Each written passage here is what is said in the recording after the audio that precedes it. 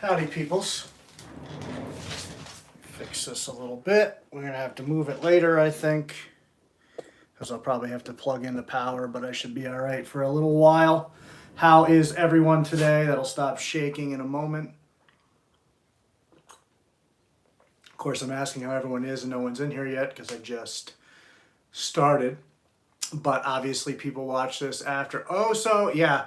Thanks, Kyle. I can't repeat that because they'll probably unmonetize me. The first few minutes, things are really sensitive. Then after that, it's a free-for-all. You can get crazy.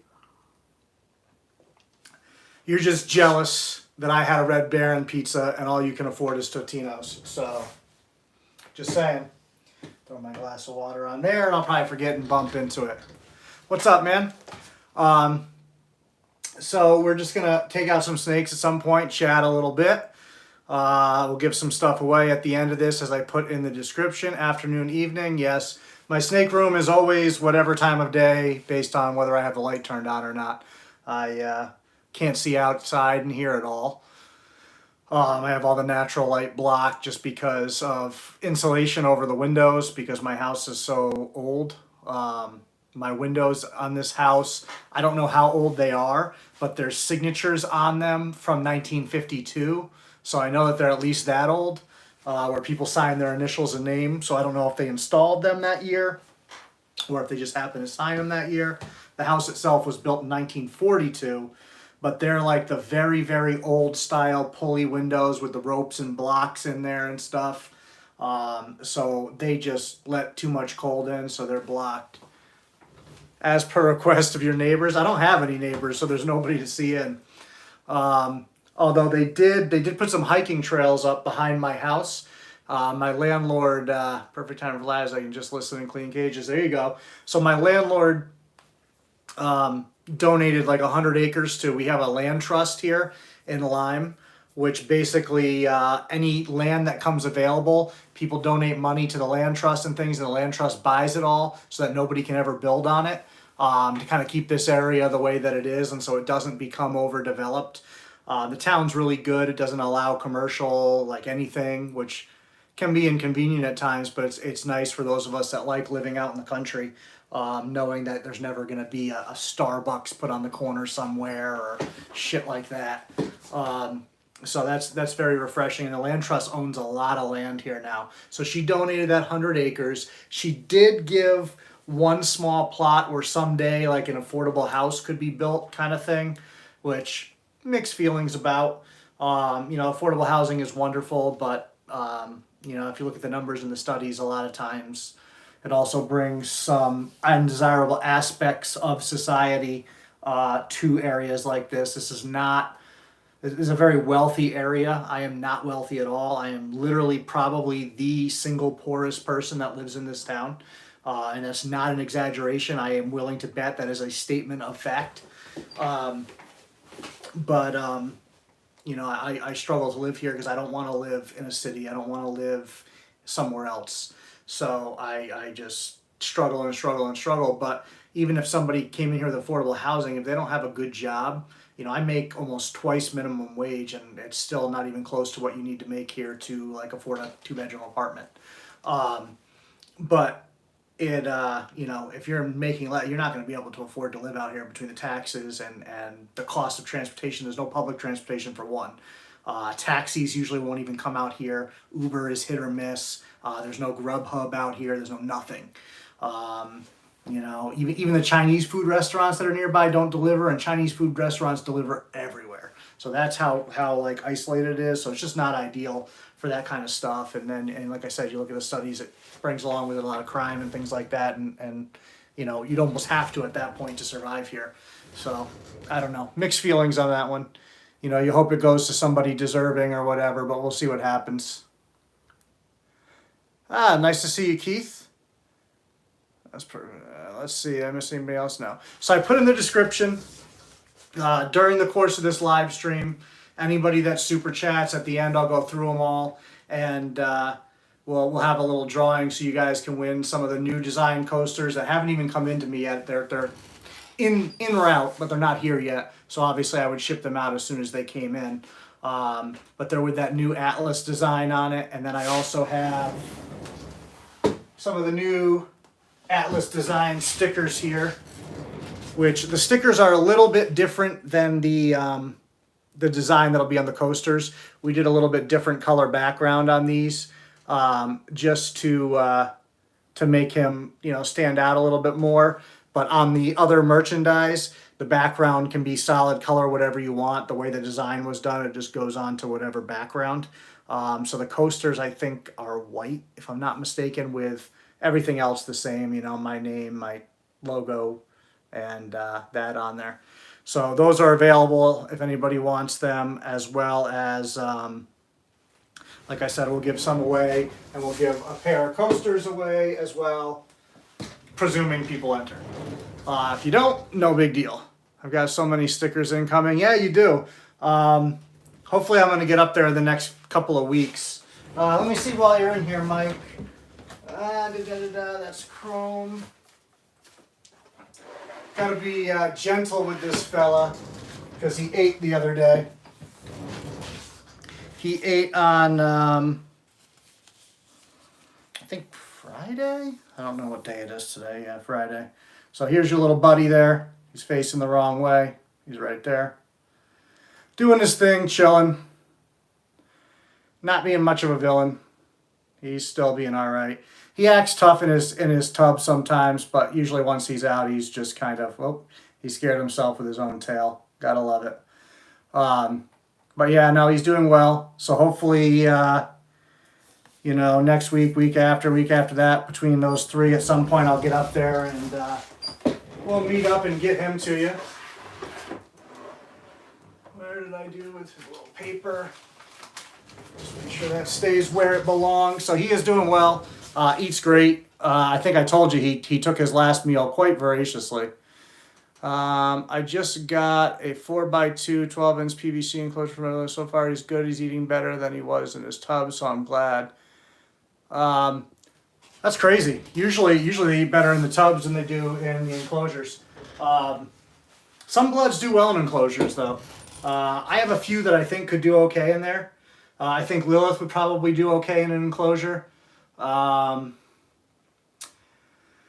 think Big Red would probably do okay in an enclosure. Sambuca would. Electra would not. I don't think Callisto would like it very much either. I would say Ron Burgundy probably wouldn't be a big fan.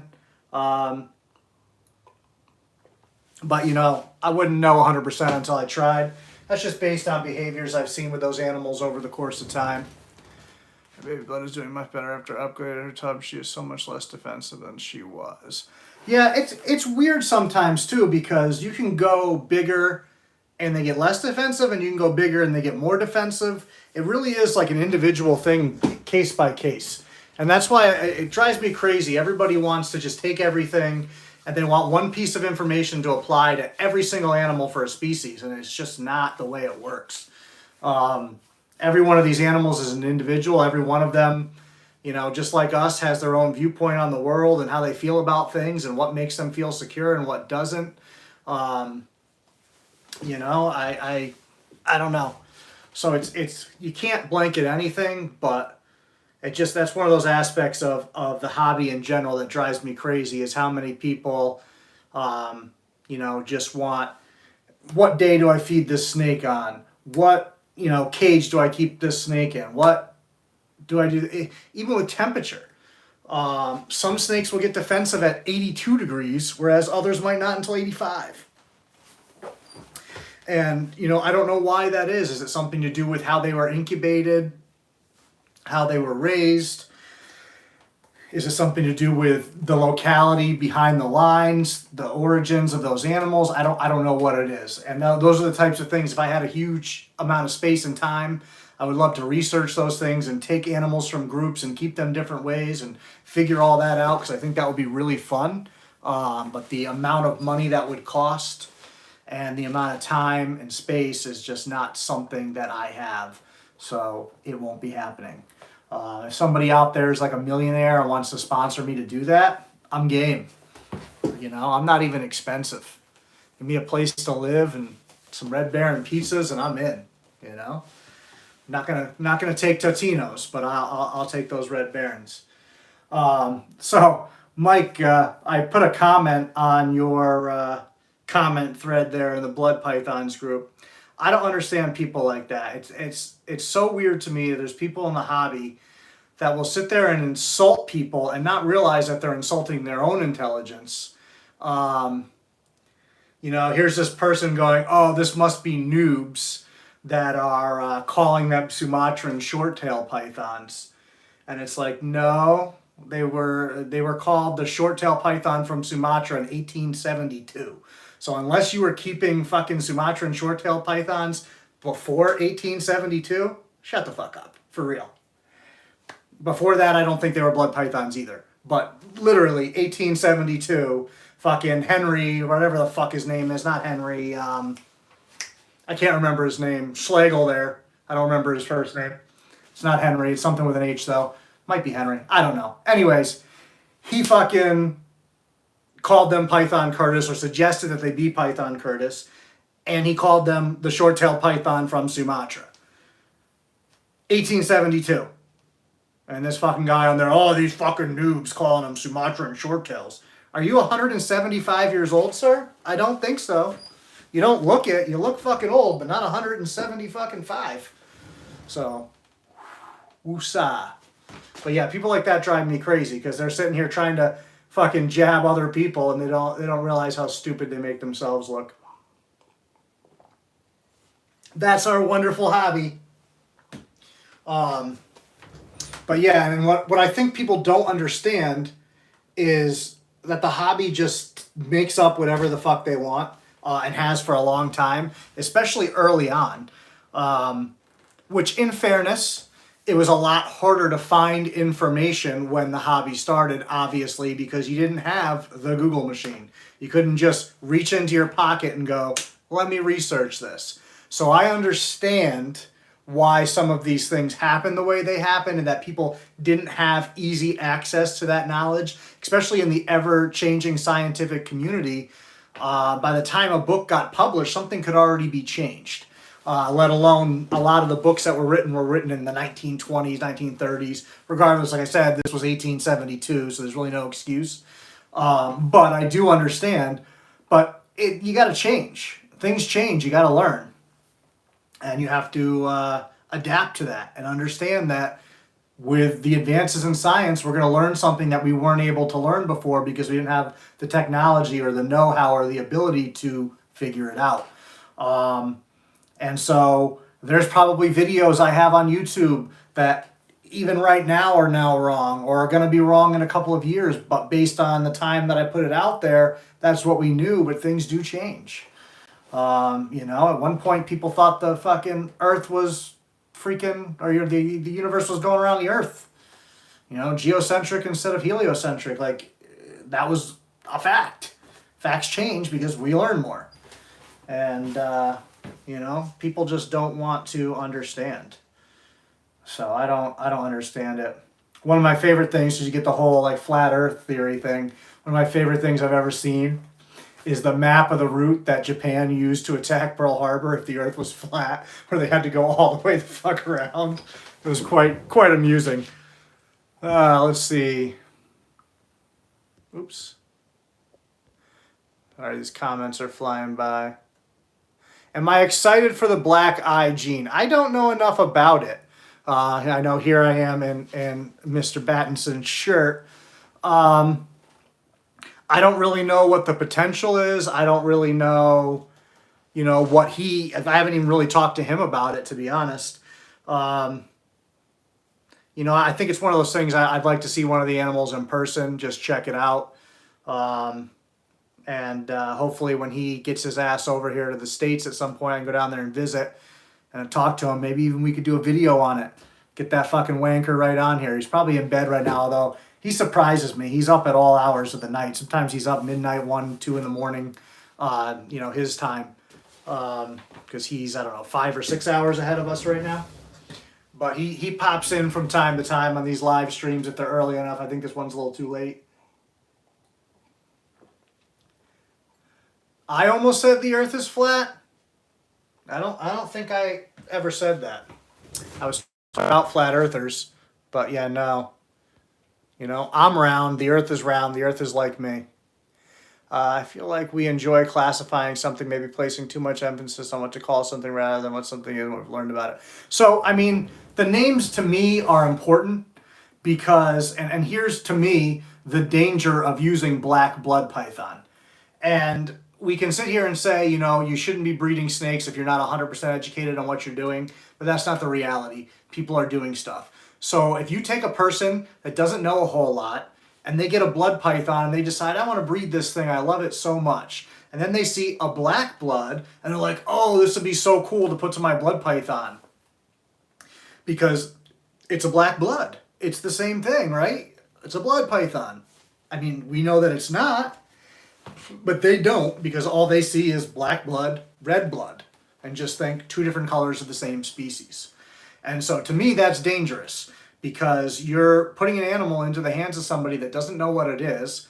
And I've even had people, when I try to explain to them, like, no, this is what you have, here's why, they'll argue, well, that's not what the person I bought it from said. It's like, well, the person you bought it from is wrong. Like, I don't know what to tell you. I'm sorry to say that to you. Your pet shop wizard was not the fucking person you hoped they were. But it's very frustrating. And if some of these people that have been around the hobby for 50 years can get it right, then everybody can get it right. Because those guys, I understand where it's tough to transition, coming over. But once again, calling people basically stupid because they're right, that's pretty bad right there. That's a whole lot of egg on the face. That's the money shot. That's like, Pornhub. Bah, no good. No good. Hey, hey, hey. What are you saying? I'm Fat Albert? It was a bastard getting good info on the hobby. Yeah, it definitely was tough to get info. But times have definitely changed. Hi, Angela. It definitely comes down to knowing each of your snakes. I'm sorry I missed that before. He used to not strike his prey, and now he struck. So, yeah, that actually, it's hard to say whether he's more comfortable or more uncomfortable at this point. See how that develops over time. See if that trend continues or if he goes back to drop feeding. Because a lot of my bloods drop feed. It's very common with them. Ron Burgundy prefers to drop feed, but if I pummel him in the head enough with his prey, he'll take it off the tongs. Both of my T-positive albinos, T-positive ivories, both drop feed. When I feed chicks, though, they will come out and grab those because they get very excited for the birds. But typically, they drop feed on everything else. They eat every single time you offer to them, but they'll wait until I put it down, close the tub, and leave, and then they'll eat. My big T-positive girl will eat either way. My Raiden, my T-positive matrix will eat either way. The T-positive girl down here will eat either way. The T-positive matrix male will eat either way. And most of them prefer me to put it down, but if I sit there and hold it on the tongs long enough, they'll take it. Raiden is probably the most aggressive blood python I have as far as feeding goes. Like, she will come out and get it. She wants that food. She has no patience. She's more like my short tails in that regard. What other blood pythons am I not thinking of right now? The T-positive batik and T-positive female from that clutch will do either way. The female strikes sooner than the batik does. The batik likes to wait until you put the food right in front of them. Some of them will, what I call baby bird, where they just sit there with their mouth open and wait for you to put it in their mouth for them. I do have some that are like that, which I hate the most. That's usually when I will, give them a little smack with the rat, like, get out of here with that shit. You are not a baby bird. You are a streamlined predator.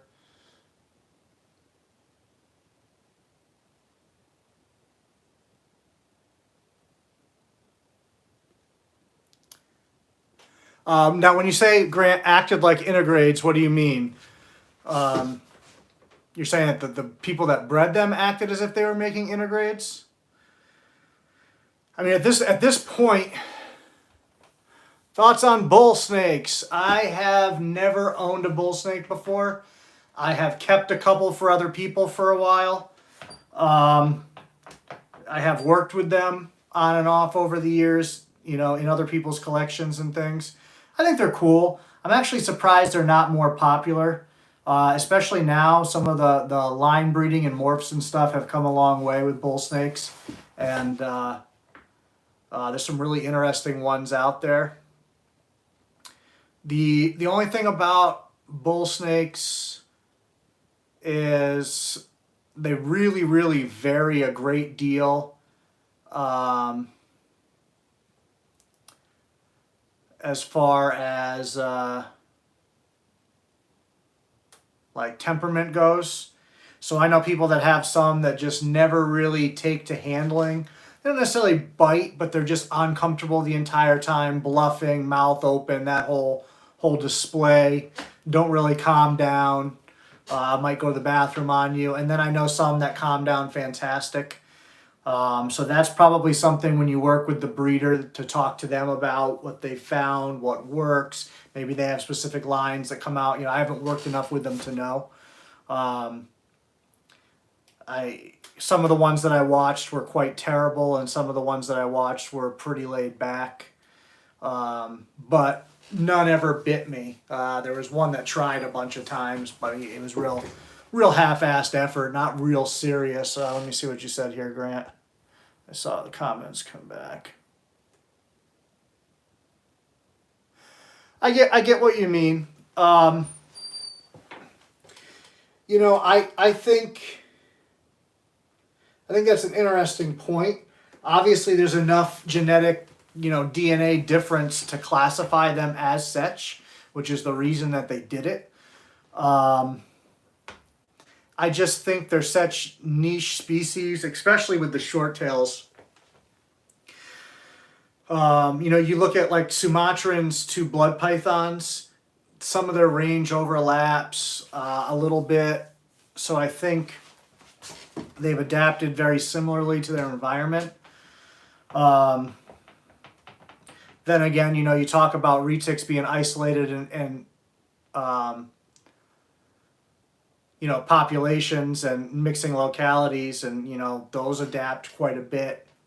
You know, obviously, you know, something like a Sulawesi and a Madu is a drastically different animal, and yet you can breed them together and it's the same species. So that is an interesting point. But, you know, for me, I try to keep locality stuff separate if I can. There's some animals I don't know the localities on, which makes that more difficult, obviously. So like my southern white lips, for instance, I don't know the locality on those animals. Whereas my water pythons, I do know the locality. Well, at least I know the locality on some and not on others, but the others I have a pretty good idea based on where they came from, what locality they are, just because the person they came from imports a lot of stuff, and the only place you could import them from was PNG. You couldn't import them from mainland Australia, so a pretty good chance those animals are PNG locality. Plus, personality-wise, the way they act suggests that as well, as opposed to my stuff that's from Queensland locality that acts more like stuff from Queensland locality. I'm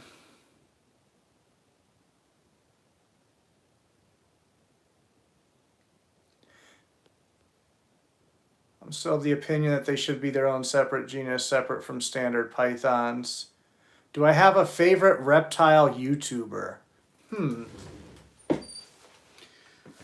I mean, I don't know that I have a favorite per se. There's a lot of people that I like portions of what they do, and there's a lot of people that you know, I really enjoy their content from my experience to learn something. So like Lori's a person that I learn a lot of stuff from. Because she's approached the hobby from such a different angle than most of us. So I definitely enjoy that.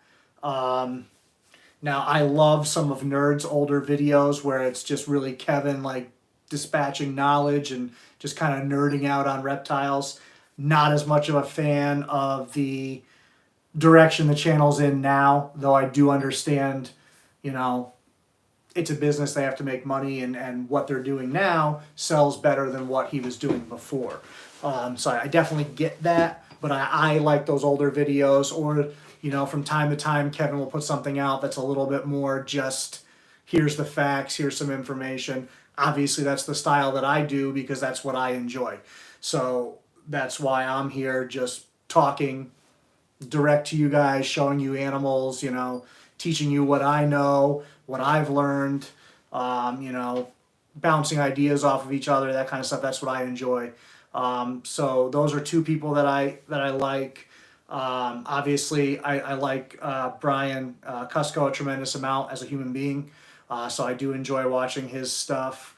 And then, you know, I like to catch Garrett's live streams from Reach Out Reptiles when I can.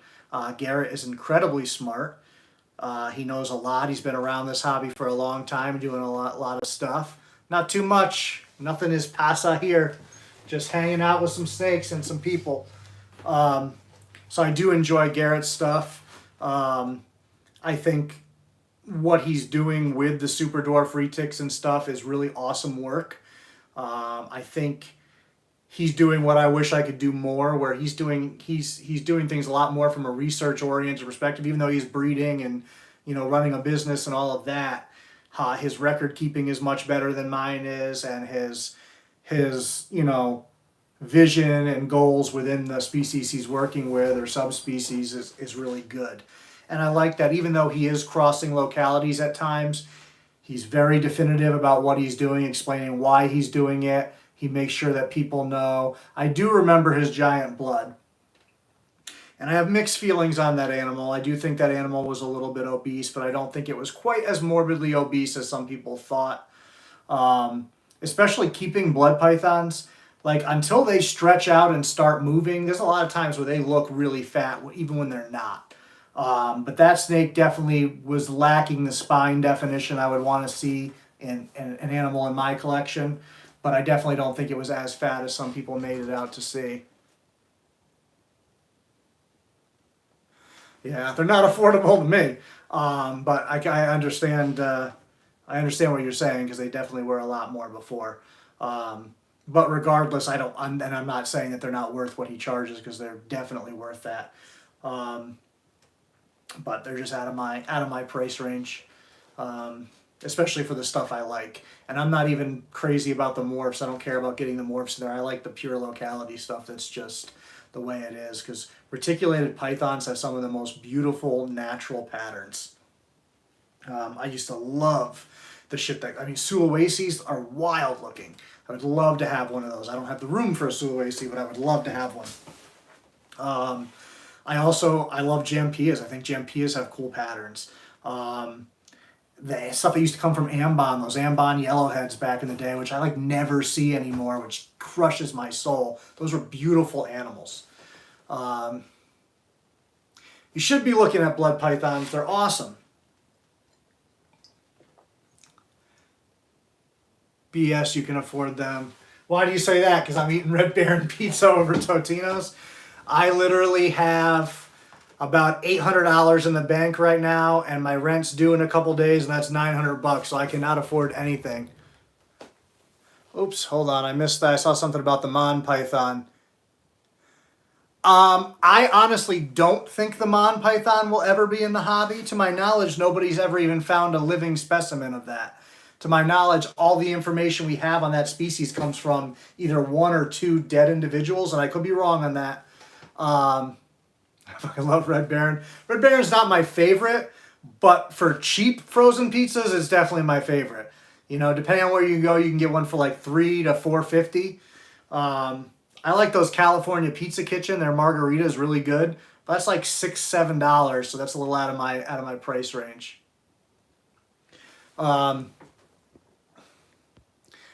Looks like we're not going to be giving away any stuff in this, which means more for me. Coyotes are definitely cool too. Someone needs to do what Garrett is doing with dwarf boas. Yeah, I'm not a big boa guy, but I definitely, Yes, that is the huge one that Forrest Fanning had, and then I think it ended up at like Triple L or somewhere. Unfortunately, after Garrett had it, it kind of bounced around a little bit. I'm not even sure where it is right now. So dwarf berms were like sensational when they came out, and then they just disappeared. I don't know if anyone's working with dwarf berms anymore. If anyone is, I feel like they're not a big social media presence.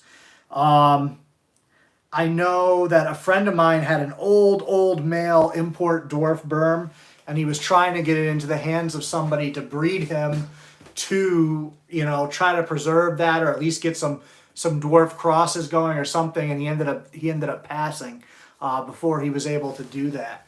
And I don't know how old that animal was. With imports as adults, you never know how old they are. You know, you can guess, but the thing about snakes is they really don't look old until they're really old. So it's you know, when an animal's like 3 or 4 years old, up until I'll pay my rent. Thank you, Kyle.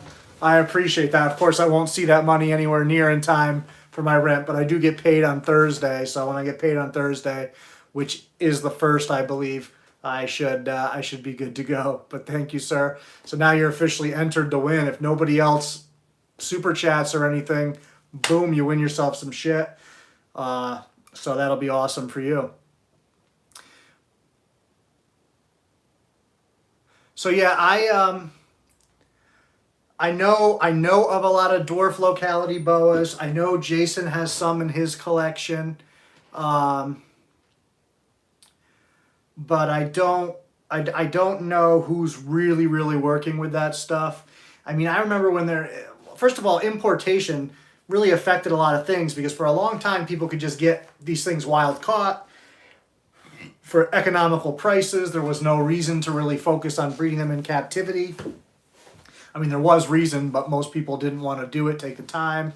Then when people had captive bred babies, nobody wanted to, pay the higher price tag. So we have a lot of things that aren't in the hobby as prevalent as they once were, because those things got shut down.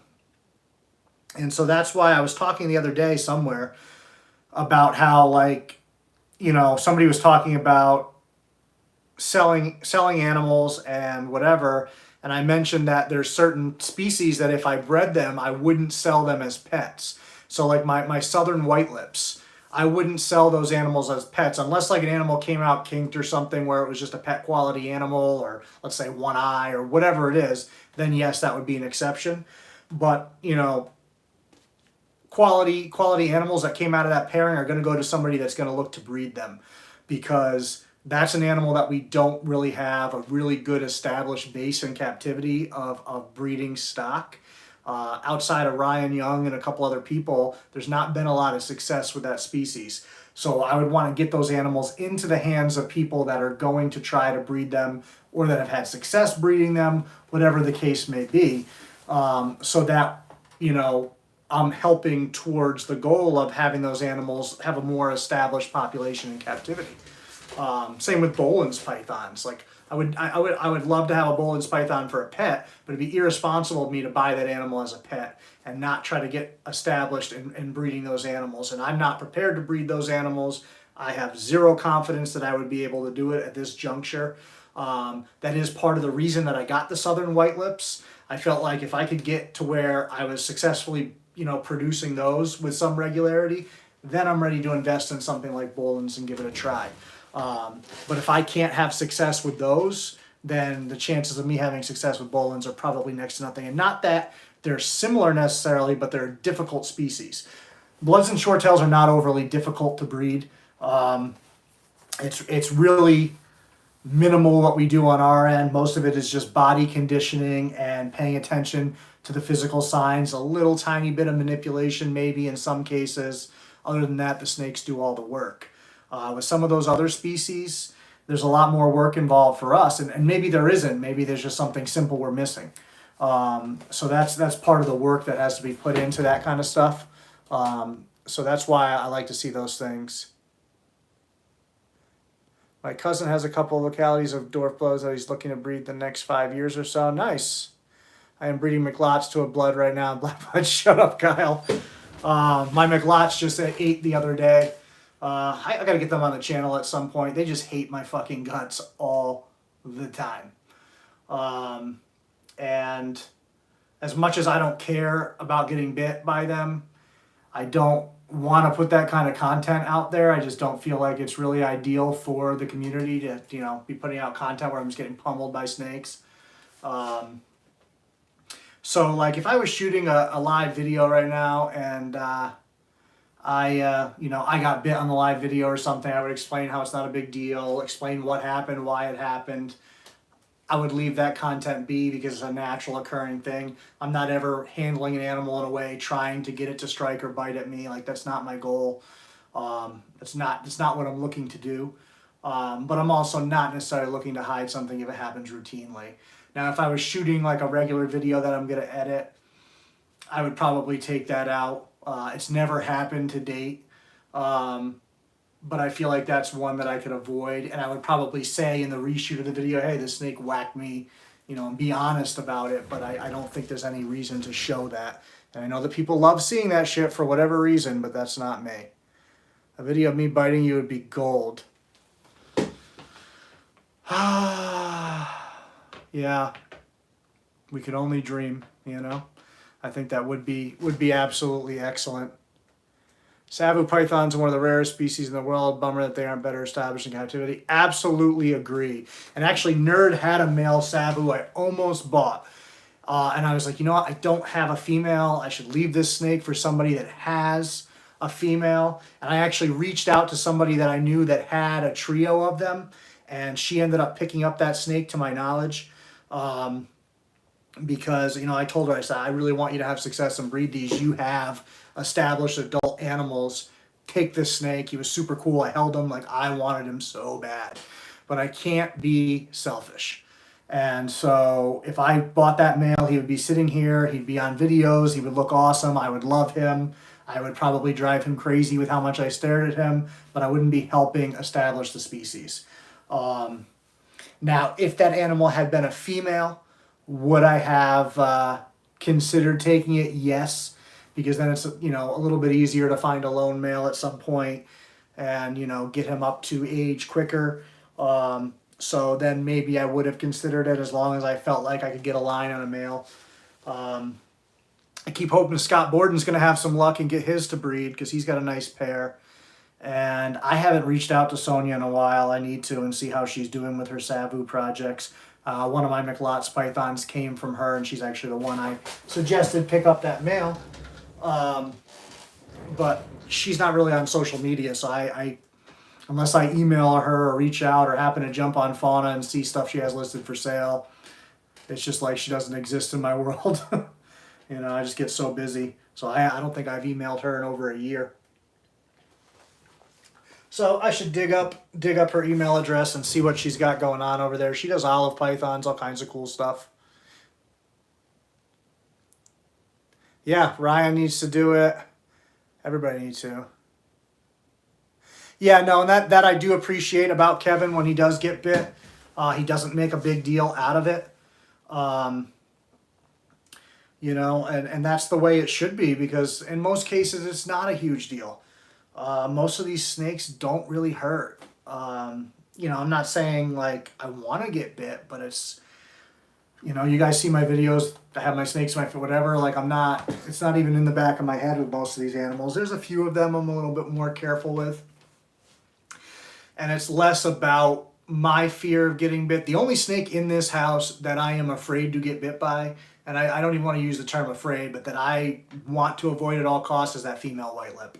Those teeth are big. She's got a lot of them, and she is not going to bite once and retreat. She wants to hit you like 47 times. And she's fast enough, accurate enough, and strong enough to get you from any spot in her cage at any moment. So I definitely respect the hell out of that snake, and I'm very careful with her. But like my rock python, I don't want her to bite me. Not because, like, you know, and their teeth are fairly good size, you know, especially in comparison to, like, Burms. But the main reason I don't want her to bite me is I just don't, that means I pushed her to a point where she's not comfortable in our relationship. And the relationship that I have and that I work with rock pythons is very, very narrow compared to like other species. You don't have a lot of room to make errors or to do things that compromise their trust in you. You can lose it very quickly. And so I'm always more careful with her just not to get her to that point.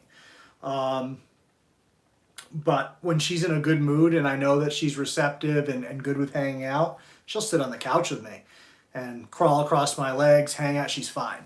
Outside, she's a different animal. I have to be very, very watchful. She'll flip a switch like that, and all of a sudden she goes from perfectly fine to you need to die. So you definitely have to watch that with her out there. I limit her time outside quite a bit. Sometimes I don't even take her out for the whole season if I just don't feel like she's in the right mindset. As some of you may know, I had to actually cut down part of a tree once because she got up a tree on me, and she had the high ground and I could not get her out without taking that part of the tree down. So she got banned from outdoors for about a season and a half after that. But I had her out for that video last year, and I'll probably drag her out at some point this year, depending. But as far as the bloods and short tails go, there's nobody I really have to avoid bites from right now. My teeth positive ivory female, a little weird at times. And that's mostly my fault. I don't spend enough time with her. She's one of those snakes that needs a little bit more individual attention and a little bit more patience to kind of develop a better relationship with. Even my male T-positive albino ivory is a little weary. I think a large part of that is I've let both of them stay on moss their whole life, and so they're often burrowed. And as much as they love that, I don't miss that ocelot at all. He's Jeremy's problem now. Him and I just never hit it off. So he is out of town. But yeah, so with having them on moss, they like it, but they don't ever have to see anything they don't want to or ever deal with anything. Like, the world just goes on around them without them noticing. So they're never ever out, ever. So I leave their food on top of their moss, they take it. The only time they come out of the moss is for chicks. That's it. Or when I take them out to, switch their moss out. So I've kind of created those monsters by allowing them to kind of just shut the world out. So at some point what I'm going to do is transition them, either give them less moss so they really can't completely do that, or switch them on to like Reptile, something where they still have substrate to move around, but they really can't get underneath of it for a little while, and just kind of desensitize them to the world around them at a slow pace. I need to get them outside more, get them used to kind of being in an open area a little bit here and there. So I really have to focus on that, and I have not. So that's why they're the only two snakes I've ever produced that give me any kind of lip at all. And it's just because I basically allowed them to be raised differently, and it shows. And I mainly did that because they were such shy eaters as babies, and then I just never bothered to transition them. Let's see what some of you fine folks said. Just skipping by and saw you were alive and just wanted to say you're an awesome dude. I'm off to bed now. Thank you, NoobTube. I appreciate that. Enjoy your rest. My striped blood wants to bite my face and avert scent glands and will piss. So that's like a really reactive animal. So that's one you're going to have to work with, and you're going to have to figure out why she's so reactive. The first step is usually temperature related. Check the temperature, make sure she's not too hot. After that, it's exposure. Make sure that she's not feeling like she can't ever relax, like she's just constantly being viewed. Blood.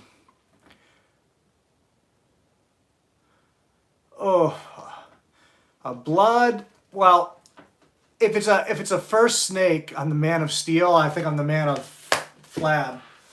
I'm like aluminum. But honestly, I would want to say a blood python because that's what I love. But as far as like room for error and keeping, it's probably the MBK, the spotted python, then the blood python. Australian stuff's really hardy. Spotted pythons are no exception. Well, a lot of the Australian stuff is really hardy, I should say. They give you a lot of room for error with temperature. You know, if your temperature drops down to 60, it's not going to kill them. If your temperature hits 90, you know, they'll be okay. So I think either the spotted or, and spotted python babies can be a little tough at times. So if you were getting like an older established animal, that would probably be a little bit easier. But I do think the Mexican Black King is probably the easiest from a husbandry standpoint. And I don't even know what the husbandry is on them, to be perfectly honest, but king snakes in general are pretty hardy and pretty easy. You know, the biggest thing is making sure you have an enclosure they can't escape from. And understanding that if you have other snakes and you handle other snakes, then you pick up a king snake. It's the same as me handling a bunch of rats and picking up these snakes. With snake eaters, they smell those other snakes, you might get bit. But if it's your first snake, then that's not going to matter. From a personality standpoint, I think that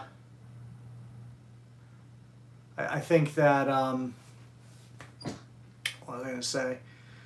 I like blood pythons probably the best, but you know, I think the MBK would probably be the easiest for that. But as I said in my video on starter snakes, I feel like you should get what you really want, and research that animal and make sure you're equipped for that animal and prepared. You know, I don't think you should just get a snake to just get experience. Now, there are exceptions to that. You shouldn't jump into a gaboon viper. I don't think a reticulated python should be your first snake, unless maybe it was a super dwarf or something. At least like that's gonna not get, you know, 12 plus feet. I wouldn't jump into like an olive python as a first snake. They're super strong. But anything that's gonna stay, you know, sub 8 or 9 feet and isn't venomous, I think it's just a matter of putting in the time, the research, and figuring it out. There are certainly animals that will challenge you more. You know, like an emerald tree boa or green tree python is going to be more of a challenge than a corn snake, but it is a doable first snake if you really put the time in to research and learn and make sure that you're prepared. Hi. Come on. Come on. Come say hi to the fine folks of the YouTube. I haven't really pulled much out. You guys got to see the updated Meet the Collection on this lovely lady the other day. She's looking quite dapper. What's up, Nick? I saw somebody super chatted, so give me a second so I can see what that was. Axel, thank you very much. There's no message there, so I assume that's just for the thing. And then Keith, thank you as well. 2 of those fancy pizzas that aren't in the budget right now. I appreciate that. I will definitely probably get pizza with that at some point. What are you looking at? What are you looking at? Oh man, so you can see some of her purples really good right now. I don't know if it'll show up on here. Come here. They never cooperate. But she's got some nice purple running down that neck right there. You can see right there. I'm not trying to give you guys the finger. She's popping really nicely on my end, but of course it just does not pick up on the camera. All the way up her neck is just purples. She's like, why am I in this horrible position? I'm sorry, darling. Come here. You know, she's just got them throughout kind of her whole body. Down to the tail there, you can see it. Someday I'm going to find a way on camera to really, really pick it up well. But she's just a really cool little lady. And I enjoy her. Can't wait for her to get a little bit bigger. I know I've missed a lot of conversation here, so I'm sorry. I would say get what you like the best. Those are all good choices. Just read up on the husbandry. Yeah, for sure. I've also been thinking about a boa. Feeling brave today? Not brave enough for her. We actually were talking about her earlier, and I said she's the only snake that I sweat at all. Stop moving all your shit around. Making a mess in here. She is the only snake that worries me. She's in another room anyways, and I did go in there earlier, and she's in her shift box mostly, but she had her head out, so that was just enough for her to come flying over and whale the glass as I walked by. I was giving my olive python female some fresh water, and she just had to make sure that she took a shot at my face when I was over there. She's gotten a lot better though. She used to strike the glass somewhere between like 25 and 50 times every time I was in the room, and that's not an exaggeration. I mean, she would just pummel it until she was like hurting herself without regard. And now she probably strikes the glass 3 times a week. So that's a huge improvement from, you know, a couple hundred times a week to 3 times a week. So she's made tremendous strides. And I've also backed off a little bit on working with her, so I've kind of hindered her progress a little bit where I could probably get in there and get a little bit more of that going on. Yeah, I think BCI are a lot hardier as well. I've heard that. You know, and I don't know if that's just how long and how established they've been in captivity. I have no idea why. I have the one here, and I don't even think BCI and BCC is the correct terms anymore, to be honest. I think that's changed too, but I don't know. I think now it's like BI and BC or something. I don't fucking know. That changes all the time, and I am not a boa keeper, so I don't keep up with that as much as I should. But I know that the taxonomy on them has been all over the place lately. But yeah, I have the one here that somebody dropped off like 5 years ago. That's just like a part of my collection now, I guess. But yeah, she's hardy as hell. Eats great. You know, doesn't do much. She eats shits and sheds. She's very low maintenance, very low activity. She's very, very hit or miss, where like she's either very observant of what's going on in the room or she just doesn't care and she's just asleep. And you could, you know, the dogs, she used to be down on the floor level in the caging system originally. And when I had the 2 dogs, they would wrestle and like one would slam the other one into her cage and she wouldn't even turn her head and look. Like no regard for what was going on in the room around her at all, didn't care. But if you took your hands and you put your hand on the key and just turned the key in the lock, it was like the truck driver head snap. Whoop, ready for food. That was the only thing that got her attention. You could have gone through there with a fucking band, procession, stomp your feet.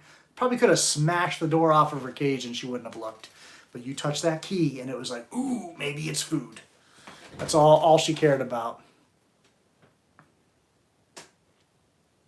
Yeah, some of those red tail localities are absolutely amazing. Oh, damn, dude. Thank you so much. You will be entered into the winning regardless of whether you're present or not.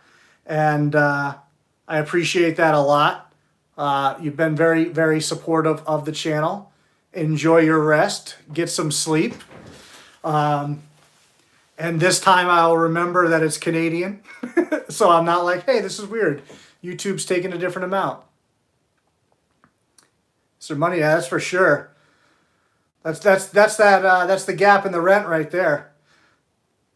I don't really look predisposed. Yeah, so I don't even know how to say Amarelli or whatever. I think Matt Turner and like Matt Minatola, if I'm not mistaken, both have that locality. If that's the one that I'm thinking of. And I'm very sorry I'm not saying it right, but I am not pretending to be a boa person. Yeah, my white lip is spawned from Satan. Has she actually ever bitten me? Absolutely not. What's my opinion on keeping snakes in racks? Well, as you can see behind you, there are snakes in racks. Now, what my opinion is on the subject is that there's no real absolute with snake keeping. So to me, for short-tail pythons, I don't think there's a better solution than tubs. Now, I like these Christmas tree tubs for the adults, but there are limitations. There are some short tails that will outgrow that space. And that's one of those things. I'm trying to find a bigger tub on the market. I don't like putting short-tailed pythons in cages. I just don't. I feel like the snakes are different in there than they are in the tubs. I've never seen, you know, myself where one really went through a positive change going that direction. But then for like my spotted pythons, my white-lipped pythons, I like starting those snakes out in racks when they're smaller and a little less secure in their surroundings, but then I like to move them into cages. The kids in cages, fuck off. Yeah, but you know, it's okay to have kids in cages now. It was only a problem when Trump did it. It didn't matter that Obama did it. It didn't matter that Biden was part of the fucking people that built that shit down there when he was vice president. You know, that doesn't matter. It only matters that during Trump's presidency, kids were in cages. Which is a really weird thing to me. It's totally weird how the media can ignore something forever, make it a focal point, and then ignore it again, and people just don't care. They only care when they're told to care. Like, it blows my mind. But I don't want to get into politics because that's no fun. It's just a weird observation that I just don't understand. But yeah, so cages I like for the Australian stuff myself. There's about to be a new fire podcast. Fire how? Like flames fire, or like fire like awesome?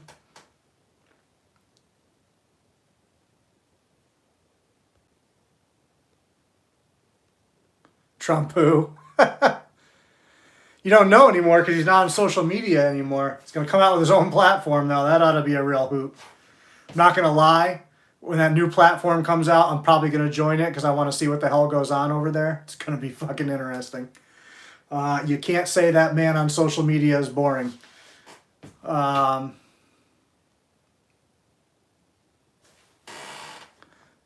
Trump 2024, is he going to be like... well, then again, I would say, is he going to be viable to actually run at that age? But Joe Biden's out there doing terrible press conferences right now. Just getting lost on his words, man. It's a mess. So I guess Trump running again is viable in that sense. I feel like, goddamn, these people are too fucking old. On the flip side, I see these people that are saying old people shouldn't be allowed to run, and that doesn't make sense either. But you guys are dragging me down political rabbit holes here where I don't want to be. Should have trusted the fly. I only ask because one of my white lips' favorite tricks is to try and pull up on me and strike at me and often actually hit me but not bite. Literally just hit me with his face. Total bluff. I didn't see the first part of your question. Oh, asking if she had ever bitten me. I've never given her the chance, really.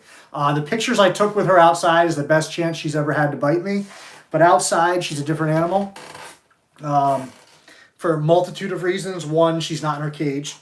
So you drop that cage defensiveness. And two, when I took her outside, she hadn't been outside of her cage other than in her shift box in like 2 years. So it was all new light, new smells, new sights, new everything. So I was just kind of tuned out and she was so focused on everything else. That was definitely her best chance to get me. The thing about white lips is they just kind of turn on a dime and they can be so unpredictable. So they can be perfectly content and then all of a sudden just turn and whack you. And I remember talking to Matt Turner. He had a great female he was telling me about. She was wonderful. Raised her from a baby. She was good for years. Used to take her to shows. And he said one day at the show, something just spooked her. And she just bit him right in the face, right in the middle of the show. And that's the way it goes sometimes. They're not like Bloods and Short Tails. You get a lot of warning if you're paying attention. White lips, it's just that. All of a sudden something freaks them out. They just react. There's no... You know, it's not that they're not smart animals because they are smart animals, but there's no like problem solving and slowly evaluating the situation. They're just like, I don't like this, fuck that. You know, so they're shoot first, ask questions later. Not an animal you want to duel in the Wild West. I'd duel a blood python. They'll show their hand. Yeah, and they are very fast. And that's the thing. My female's huge, and she's still scary fast. So she can be in the back corner of her cage and cover like a 7-foot spread before I can even move and react to her. Even my olive pythons are pretty quick, but I have enough time to read her and get out of the way when she's coming for me. The white lip, it's like, you know, that video of that guy where he gets bit in the face by the boa on the log. I'm sure you guys have all seen that at some point. He's on like some National Geographic program and the thing just turns and bites him. Like that's like white lips. Like it's just that quick. And I feel like that's part of the reason I've always struggled to work with boas is I find boas less predictable too. You know, sometimes they'll raise up, open their mouth or whatever. But I've seen so many boas that are in people's hands for like 25 minutes and then just all of a sudden turn and bite. Or they don't even like strike, they just open their mouth and grab. And I just don't get that with pythons as much. Olive pythons, a little, will open their mouth and grab. But usually you get like 3-4 seconds of warning that it's coming. If you're not paying attention, you're going to get bit, which has happened to me on a live stream. But usually I can predict it and see and get out of the way. So it's all, am I smart or stupid? 8 months old and small, so if you did bite me, it's like, eh. Yeah, I got her as like an 8 to 9 foot adult.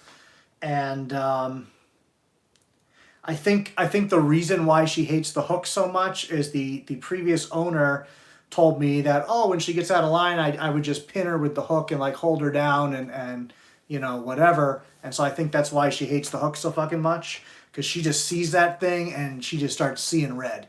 And I've never owned another snake ever that will target the hook and go after the hook. So like, you know, it doesn't make a lot of logical sense because the hook is cold, there's no heat signature, but she must just be focusing on it visually because she sees that thing and it gets within like 6 feet of her and she's flying for it. And she'll grab it, she'll throw a coil on it, pull it, and then she'll use it to launch for your face. So I just don't even try to use the hook with her anymore. The only thing I ever use the hook for is to kind of coax her back into her shift box if she's partly out and I want to take her out. I don't blame her, but I've tried to desensitize her over the course of the last few years and be like, hey, the hook isn't your enemy. It's just not registering. She just hates that thing and there's nothing I can do about it. I thought about just like putting a hook in her cage with her on the other side, letting it start to just be whatever, but I think that it would just get her amped up. I don't think she would relax. That's how you correct them. No, you smack them with the hook, Kyle. Come on. And then you backhand them. Give them the pimp smack. Put a little chalk on there. That'll work out well.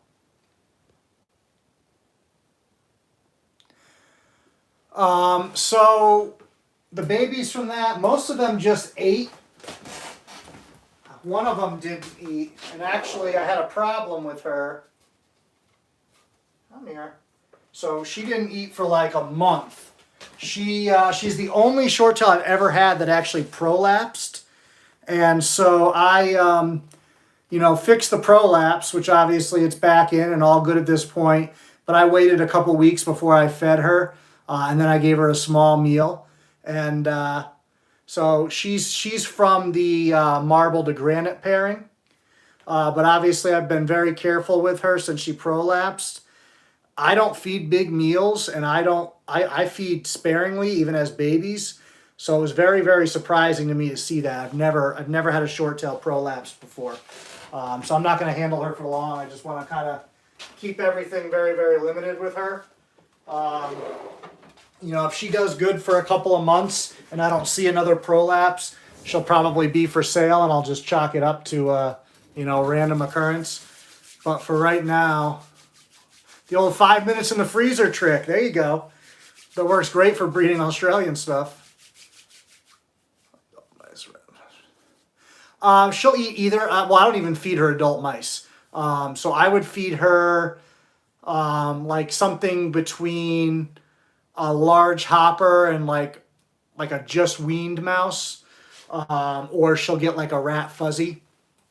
This past time, the meal I gave her was a rat fuzzy. They'll eat anything, they don't care.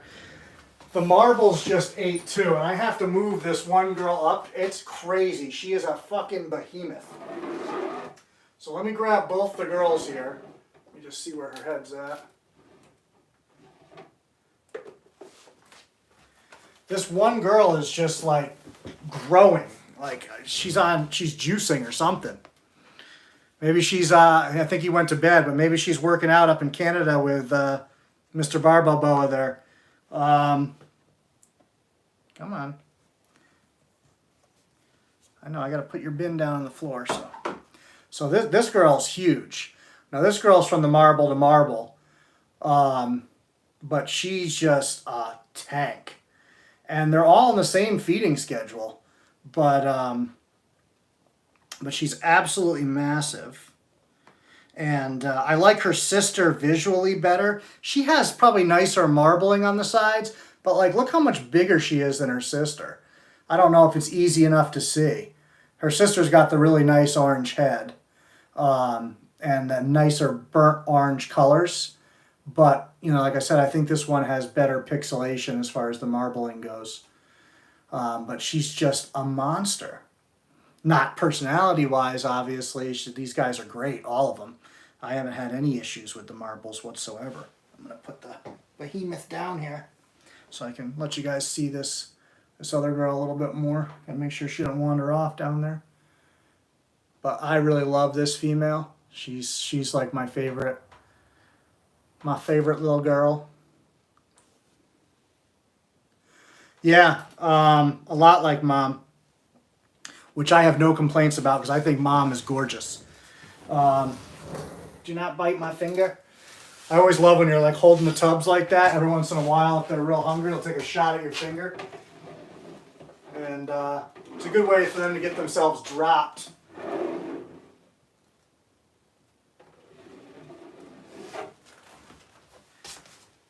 Just take this one out really quick. This is one of the males, but they all ate, so I don't want to jostle them around too much. I mean, it's been a couple of days, but I still usually typically don't handle until like day 4 after feeding, so it's a little early for me. But that's one of the males there. Unfortunately, the male that was my favorite is the one that had the hard belly, and I didn't catch it in time. So he is a no-go.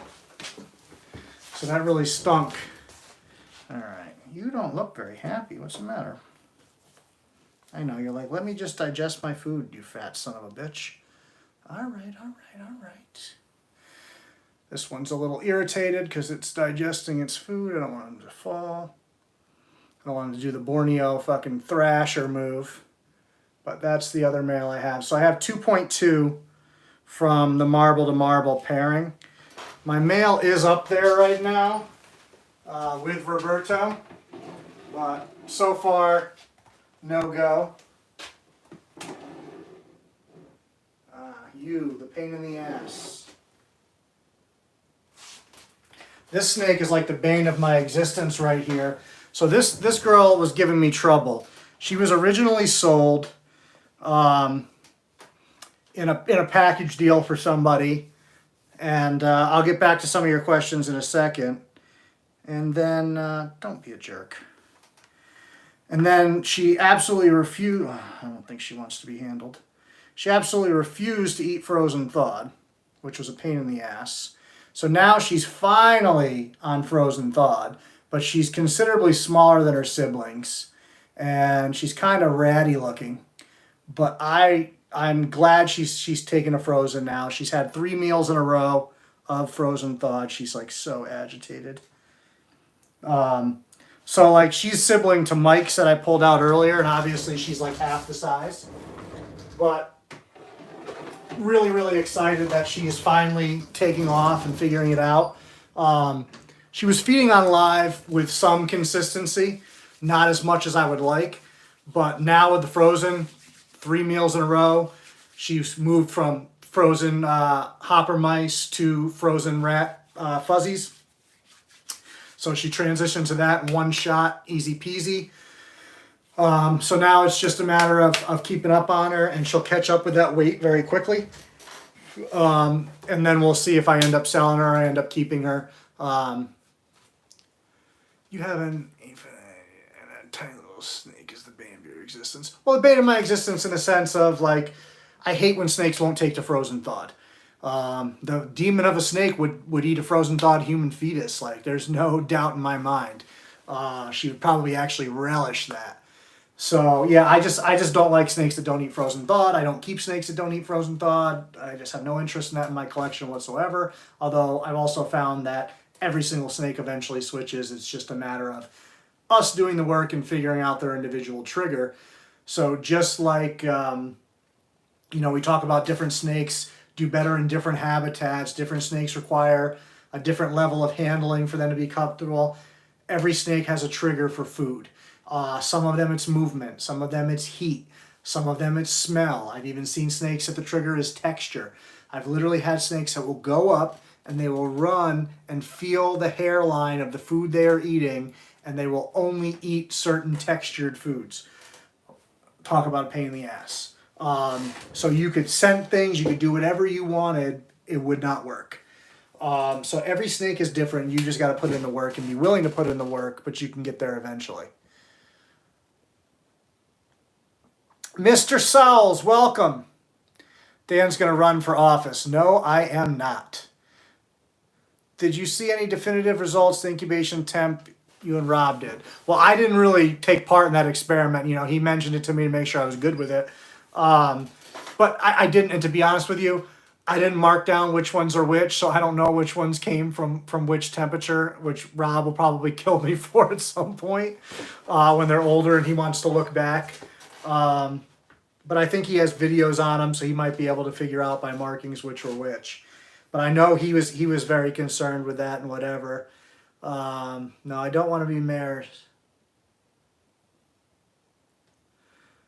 Borneos are a bad case study for just about everything. They're fucking wild snakes, man. That's what I love about them the most, is they're so crazy in so many ways. But yeah, the variation is absolutely insane. I don't know if we will ever definitively understand everything that's going on with them genetically. It's just too wild. I don't know, maybe like 300 years from now, if the earth hasn't been like blown to smithereens, we'll figure it out. But pretty amazing.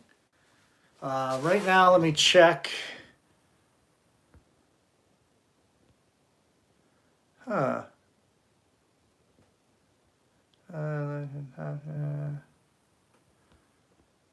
Oh, I thought this was going to be a little bit easier.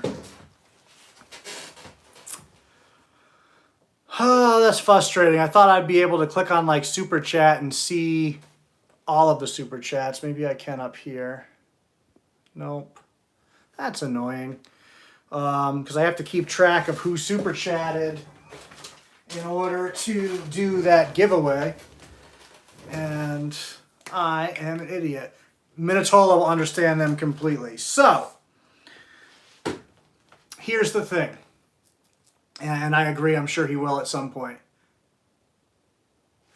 The marble babies, for like that quality that I showed off, you'd probably be looking for something in about the $800 range, I believe. You could probably find some with pretty good marbling as low as like $600. And in the description of the video, Justin, I said that anybody that super chats in this video will be entered to win a set of the new coasters that I don't even have in yet. They're in transit here now. And then also I'll give away some stickers as well. So that maybe we can have a couple winners depending on how many we have. Give it to the dude that gave you, yeah, I feel like he should just win automatically. But I also feel like that I'll probably just give him a set regardless. And then give away another set or something, because good God. That's 100 Canadian. It's that funny money, but it still spends. Give to Canada. Yeah, exactly. He gave me a 50 super chat one time too, so he's been very supportive. We follow each other on Instagram, crack some jokes occasionally, because I obviously do not work out, So I always crack jokes about that because he's big into working out and being healthy, and I am the antithesis of that. So I know Kyle did. I know Keith did. I know Barbel did. And then, what was it, Alex? Or I forget how to spell your name there.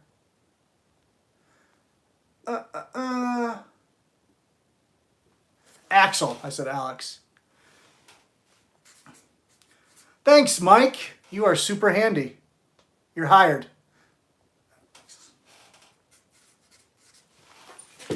Now I have that. Now I just got to pay attention if any more happen. Otherwise, I'll be back for my secretary over there.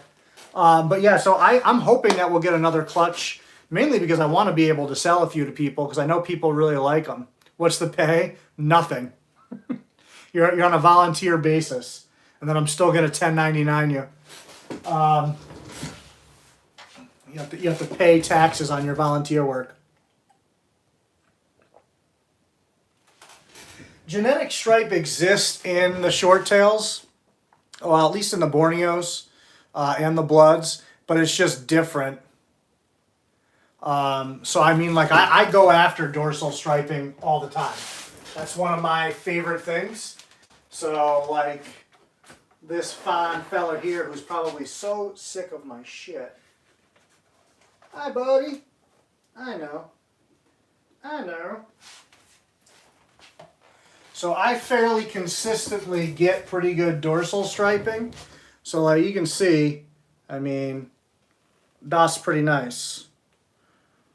That's about as good as it gets. Right there. Blood, sweat, and tears pythons. I saw that name somewhere the other day. Was that you? Was that your page or whatever? I forget. I think it was.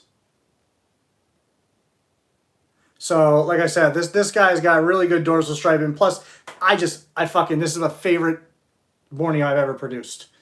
I love him. I don't know how he's not sick of me because this is like the third time this week I've dragged him out already. Took him outside yesterday or the day before. And what pisses me off is that gray is so washed out right now. It's like silver, like gunmetal silver in person. And then his sides have like that yellow. And then he's got the two-tone on the back. And he's got the white down here with all that black. He got that caramel color down there. He's just so trippy and so cool. I'm sorry, buddy. Uh-oh, Justin's coming and swinging too. I thought we limited you. I thought we told you no more big super chats. Not complaining. Oh, I got to plug into power in a second. Remind me. I don't know what you said, Grant. Hold on. It would be great if someone were to write a paper on Borneo genetics. Maybe someone will. Who could it be? Who could it be? It would not be me. Because it's so hard. It's so hard to put into layman's terms. And like even stuff that I understand is hard for me to explain. But I got off on a tangent before when you were saying Minatola will figure it out. What I'm trying to get Minatola, or Keith and I are trying to get Minatola over to Keith's house this summer. I'm going to go down to Keith's. And what I would like to do in a perfect world, if I can twist Matt's arm and Keith's arm, is to sit down with the two of them and either do a live stream or do maybe like a 2-part video or 3-part video, because I have a feeling it'll get kind of lengthy, and talk some Borneo genetics with those guys and just have a little bit of a powwow. I don't really belong in that category with them by any means, but I have a short tail channel, so I will take that content, and I would love. I know, but I'm not going to acknowledge him. Come on, Kyle. I'm trying to be an asshole over here, and you're totally ruining it. Should be blood, sweat, and douchebag pythons, you jerk. But yeah, I would. I want to sit down with them and kind of do that stuff, because Keith has a lot of knowledge in that head of his, and so does Matt. And I think it would be fun to get them together on that subject. Look at that. Fucking look at that. That's awesome, dude. I love Borneos. Of course it's a Borneo. What other snake can take earth tones and make it this sexy? But like we were talking about the dorsal striping, let me grab some other examples here that I can easily get to. And by the way, the reason I had him out so long is I did not feed him the other day. So I don't want you to think I'm manipulating him like that after he just ate. Come on, you wretch. So this here is his sister and clutch mate. And she's a side swipe, and obviously she's completely different, but you can see once again that she's got very, very good dorsal striping. Hers does break up right there. You can see a little, but that's a minute breakup. But you can see some similar characteristics between them. He's a lot cleaner and just cool, and has probably some more stuff going on genetically than what I fully understand at this point in time. But this girl's more standard side swipe. And the thing is, the side swipe animals, there's a dark animal in their lineage. And so occasionally you can pop these dark animals. And so I'm holding some of them back, and I'm trying to do like a separate darker line and see if I can bring that more forward. I got a dump truck. Yeah, well, that's what happens when you're fat. When you're fat, you got a fatty, man. That's how it works. But I wanna bring forth some of that darker stuff. So that's why I have Charlie Murphy held back. That's why I have that girl from Matt Jablonski, and that's why I kept this female. So I actually sold a female that I liked better than this one and held this one back instead, so that I have more animals to focus on that project and see what I can do. I don't even know that I can produce those more consistently, but I'm going to try, mess around with it for 5 or 10 years and see what the hell happens, basically. Let me see. Oh, I forgot I moved her. She's not there anymore. She's up there now in a bigger tub. Her brother hasn't been moved yet, though. Let me see if he's in shed or whatever. If he's not, I'll grab him out. Oh, I can't believe I forgot that. Hi, bud. How are you doing? Yeah? You got something to say? You got a piece of stuck shed there, homie. What are you doing? You shedding half-ass? That'll end soon because winter is over. So he's got a little bit of stuck shed here. This is Orion. But you can see the dorsal striping on him as well. You know, and he is another side swipe. Got a little bit more of that side color going on.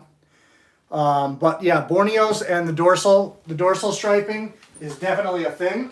It definitely can be reproduced genetically. It's just not recessive in the same sense that a genetic striped ball python or a genetic striped retic is. You know, it's not a simple recessive. So from what we know, it's more line breeding and more, you know, specifically picking animals to, you know, produce more and more stripes over time. Did I even Graham? I talked about Graham when you were away. That's what happens when you leave the video. Actually, I talked about him when you were here, because aren't you the one that brought up what I thought about the Black Eye Project? I talked about how he's often awake late and weird hours. All that stuff. I talked about how I wanted to hang out with him when he gets over here. Yeah, see, I'm trying to get Valentine to send me that mail. Because. Hi, Miss Miserable. Yeah, we can talk about it later. I can't pick you up. You're wedged down in there. What I want that male for is to breed to her. Hang on, I'm trying to get you, but you're in such a stupid position. Because that male's got great yellows and great contrasts, and I really want to, you know, mess around with that snake, and of course she's getting so fucking washed out in this lighting. Hi! But if I can get you to see like the flaming and stuff that she has. Another side swipe girl. A little bit less of the dorsal striping in this one, even though she's from the same pairing as Orion and Callisto. She's the least dorsal stripe that I kept, but I just loved that black on orange and yellow there. So that's something that I really, really, really love. And so that's why I kept her. But that snake has a nicer version of that black and yellow and black and orange. So I've been trying to convince Rob somehow at some point, even if it's just a breeder loan, let's start like a hashtag so that next year or the year after I could breed him to her, because I just love her, huh? You're such a pain in the ass though, aren't you? She's so wonderful though. She's very talkative. She gets that from her mama. Her mama is one of those snakes that only likes specific people. And fortunately, I am one of those people. But she's still very, very talkative, very vocal. She doesn't like to come out if there's strangers in the room. She doesn't like people around her she doesn't know. It took me a long time to win her over. What did you do in here? What is the point of Substrate if you just move it all and then sit on the bare plastic? That's not what it's for. Let me tell you how to live your life. I'm going to move her into a bigger space anyhow. I got some bins outside I'm going through, cleaning out, although it's rainy today, so they're going to sit out there for a little bit longer. God, that fucking Substrate gets all over you. It's the one downside to it. Had an xanthic green anaconda snake, came in full of parasites. Be careful of wild-caught anacondas. Wild-caught anacondas are sweet and wonderful animals. What are you talking about? That's one of those things that like blows my mind. You know, that I don't think people fully appreciate what captive breeding has done for a lot of animals, because wild-caught anacondas were largely pieces of shit. You want to talk about an animal that would just bite you for no fucking reason? They would definitely give you some shit. And it's crazy, like Kevin will hatch out, well not hatch out, I guess, you know, and I don't want to say Kevin will give birth to, but Kevin's anacondas will give birth to these babies that you can just pick right up, like right out of the cage, and they're just calm and cool, and they'll crawl around and explore. You know, you pick up a wild-caught baby anaconda, and you're getting bit 64 fucking times before you know what hit you. What substrate do I prefer? That's another thing that goes on a case-by-case basis. Even within a species, I have bloods and short-tails on paper. I have bloods and short-tails on Reptile. I have bloods and short-tails on sphagnum moss. I have bloods and short-tails on mixes of different substrate. So it really all depends on the snake and the purpose for why I'm doing it. Like Big Red has chronic shedding issues, so I try to keep her humidity as high as I possibly can without compromising her respiratory system. So a lot of ventilation, a lot of substrate that I can wet down. And then you have some snakes, like my Big T positive girl, that girl never has stuck shed, which makes no sense to me. She's the biggest fucking blood python and short tail I have. And you would think that if anyone was going to have stuck shed, it would be her. Perfect sheds every time. Every time. I don't have to do anything. Nothing. There's a water dish and she's on paper. Perfect sheds. Then you have some snakes like Big Red, who's on Reptile, sphagnum moss. I change her water twice a day when she's in a shed cycle, once a day normally, just to keep it as fresh as possible so she's always drinking. I soak her, I spray her, bad sheds. You just can't win sometimes. And then sometimes it's like you can put them in a paper bag and they'll do great. There's no one way. Especially when you have a larger collection of animals, you start to see more anomalies and odd stuff. Typically, if you have like one blood python and you're having trouble, it's probably you husbandry-wise. You know, the odds of you just getting that one-off weird snake is not very good. But if you have 100 of them, having that one weird snake is not as uncommon. And, you know, Big Red still sheds okay. It's just not as good as the others. I would not invest in a species that the government is... What's that?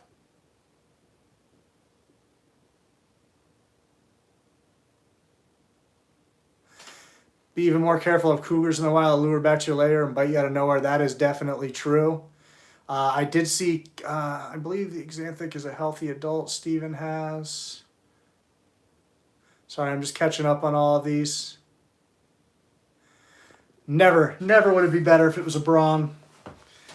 Borneos are still, well, Sumatrans are my favorite. If I had to pick, Borneos are probably number 2, Bloods are probably number 3. I like them all for different reasons, but Sumatrans, when you have a nice jet black Sumatran, you can't beat the look of that, and you can't beat the personality. Am I into any colubrids? Not really. I do have a black rat snake, or she's called a rusty rat or whatever. She's out in the other room and she's in shed right now. If you follow me on Instagram, she'll get posted on my story every once in a while. Borneos are definitely the best for breeding, hands down, no questions asked. I'll fight anybody to the death over that one. I'll die on that hill all day.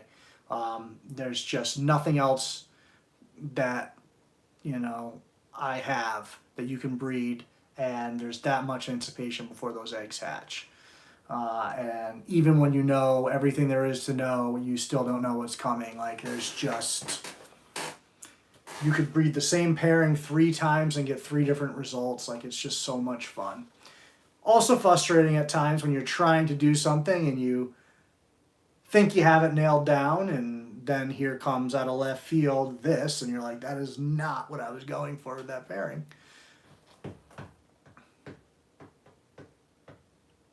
Yeah, I mean, I like Bloods, and I probably like line bred, like really red stuff more than anything. What am I getting hooked up with? Or who am I getting hooked up with? Or what's going on here? Who's Steven? Inspire him, Dan. I mean, T positive is my thing for blood pythons. I love T positive. So everything in here except for Big Red is either het or visual T positive. I just liked her so much when I saw her, I had to have her. Oh, I do not have any interest in an Xanthic green anaconda right now. I feel like kind of takes away from what I like about green anacondas visually. I like that T positive green anaconda. I'm hoping that thing produces some offspring soon. Not that I can ever afford one, but I just want to see them. But yeah, so I like the quality line bred red stuff, and then I like putting that red stuff into quality select morphs.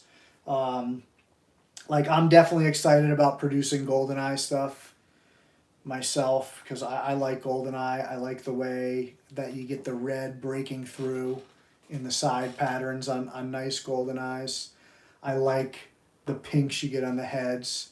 T negative is, I ain't got shit, knock it off. T negatives, boo. Not here. This is a positive place. We only send positive messages.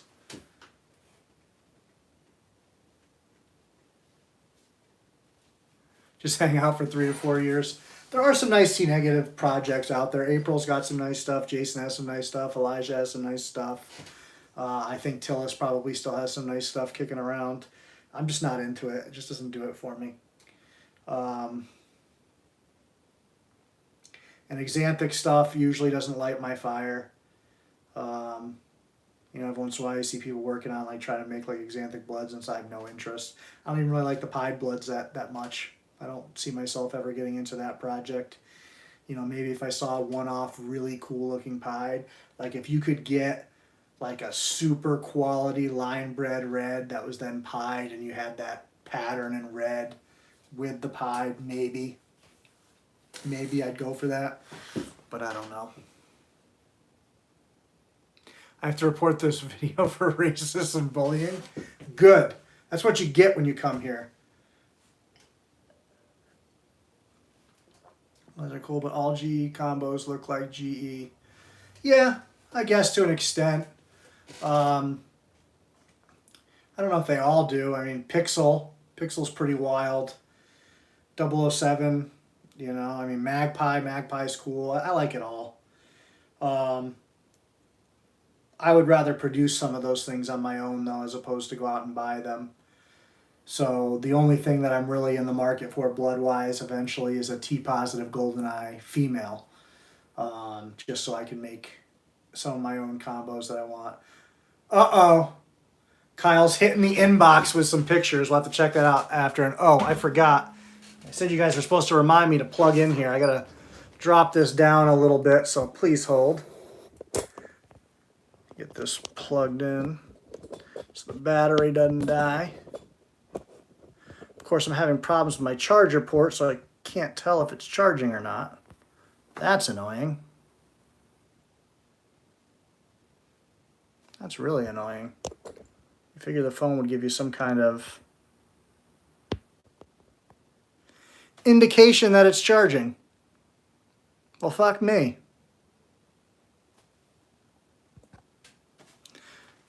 Well, we'll see what happens. Eventually, if I get a 10% warning, I think we'll know that I'm not plugged in. Like, I'm plugged in, but my charger port's fucked up. So it's up and down whether it works or not. And I guess when I'm in this video, it doesn't give me any indication that it's plugged in. The T-positive batik is probably the only batik I like. Kyle also, I believe, has a nice T-positive batik that I think Molecular produced. And then Rumbly has a nice one as well. Those are the only three that I've ever seen that I really like. I don't know where he is right now. Let me see. That's not him. Oh, of course, you're in like a terrible position. What else is new? Hi. Come on. Just like your sister, fuck up all your substrate. He should be probably going into a shed cycle soon, so he's a little dull. Ow. Ow, your tail is sharp, homie. Fucking A. So, he's a bit of a wild one. But he still looks pretty good right now. A little on the dull side. Why are you eye fucking me? He actually looks like he's starting to go into shed as we speak. Interesting.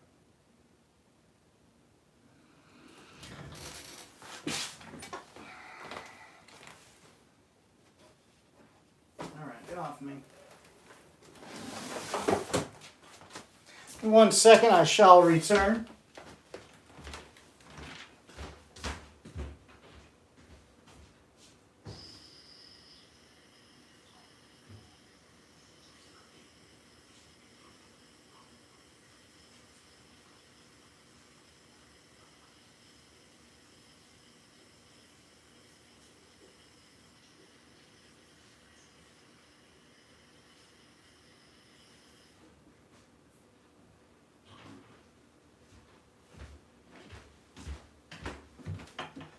Getting too much damn substrate on me. I wanted to actually wash my hands with water and not just fucking sanitizer.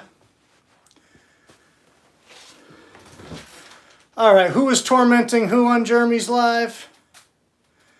I don't know who quoted Winnie the Pooh either. Oh, there goes my 10% warning, so obviously I am not plugged in. Let me try to lower this a little bit more.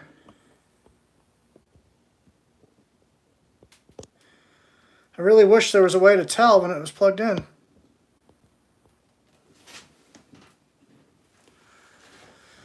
Well, I suppose we should wrap this up shortly. Let's see, Justin got in there as well.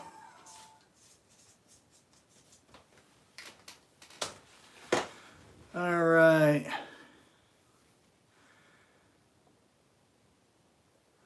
Oh, got you. I missed some of the chat when I walked away.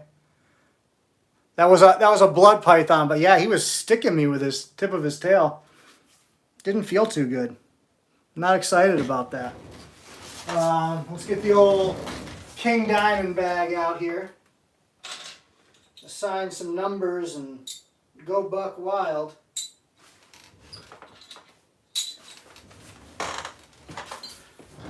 So last chance to get entered here if you're interested in such.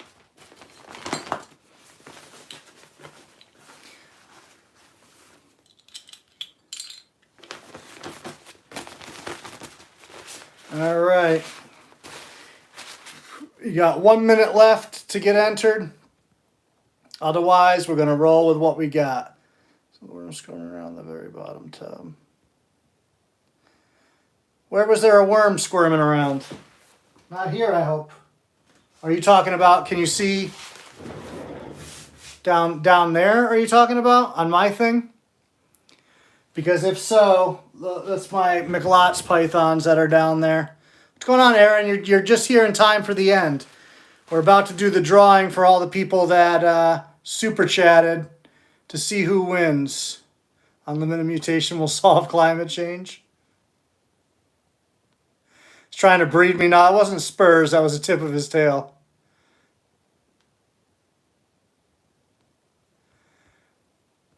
All right.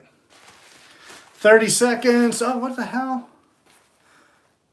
Don't know what this is for, but yeah, I like it. I like where your head's at, Tim.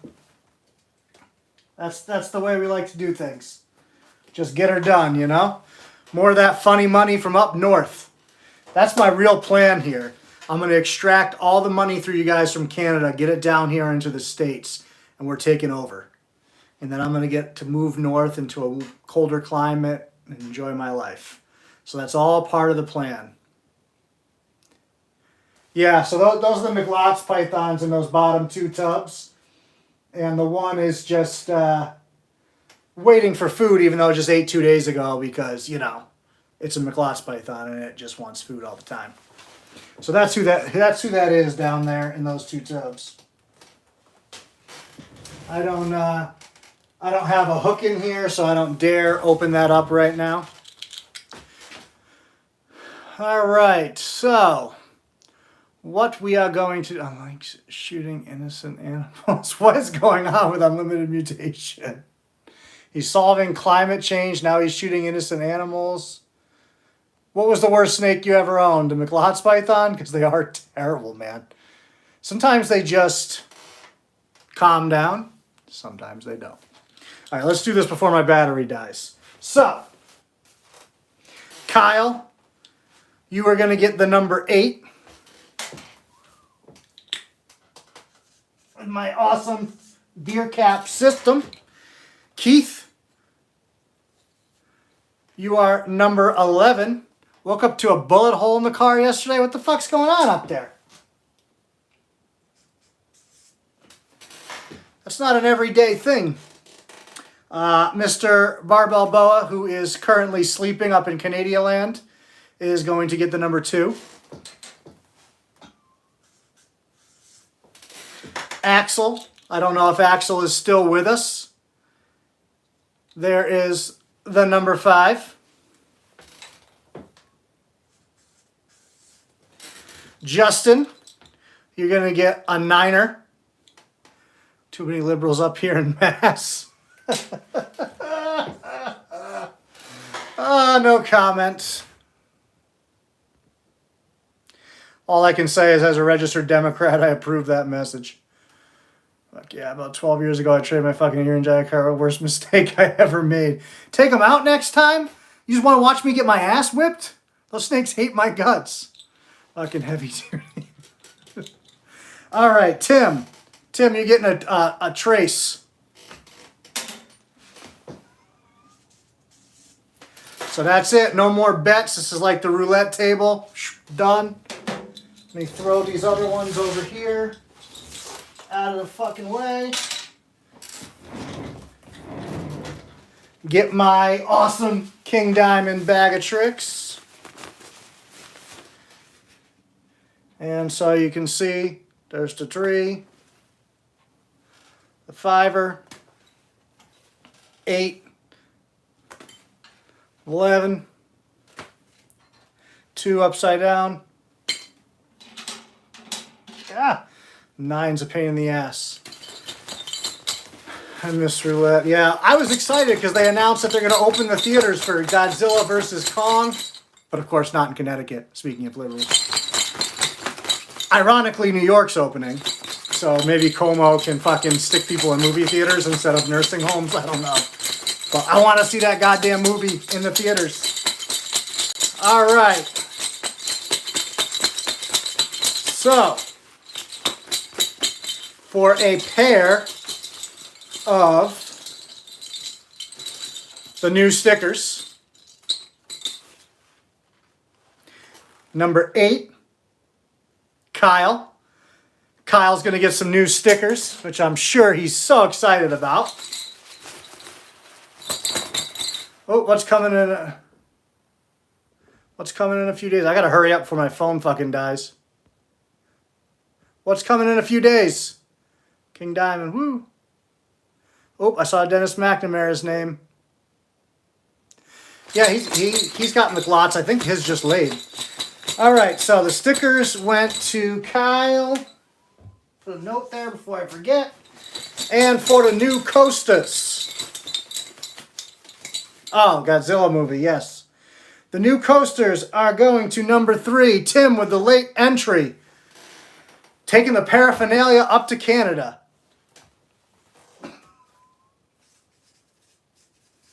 Fortunately, I have Kyle and Tim on other social media, so it'll be easy to reach out to you, get your addresses on that shit, send it along its way.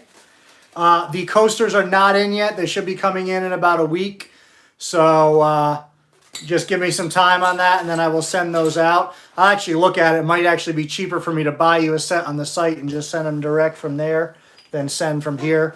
For whatever reason, that site sends shit to Canada cheaper than it sends shit to me. So I don't know what's up with that. We are the winners. So we did that, and I'm going to talk to Mr. Barbell anyways and see if he wants something, because that super chat's ridiculous. Even in Canadian, that's a lot of fucking money. That's like my whole week's pay. Not legitimately, but it feels that way.